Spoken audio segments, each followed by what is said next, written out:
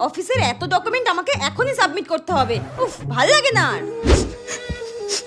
এ দিদি, পারলে আমাকে ক্ষমা করে দিস। হ্যাঁ, আমি এতদিনে আমার ভুলটা সত্যিই বুঝতে পেরেছি। আমি তোর মতো দিদি পেয়ে সত্যিই খুব লাকি রে। বাবা, এর আবার কি হলো? আমি সব সময় তোকে অনেক ভুলভাল কথা বলেছি। তোর ভাগের খাবার সব সময় কেড়ে খেয়েছি, তোকে সব সময় মারধর করেছি, তোর সব জিনিসে আমি দখল বসিয়েছি। পারলে আমাকে ক্ষমা করে দিস দিদি। তাই নাকি?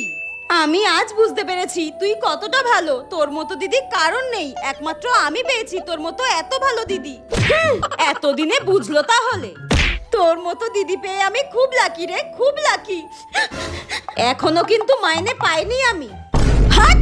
পাগল একটা, দেখতে কেমন শুয়োরের মতো, সারাক্ষণ মেকআপ করে থাকে মুখে। কি বাজে দেখতে, ফিল্টার মেরে মেরে শুধু ছবি তোলে। তুই আমার মতো বোন পেয়েছিস না, তোর কপাল ভালো। ভিখারি।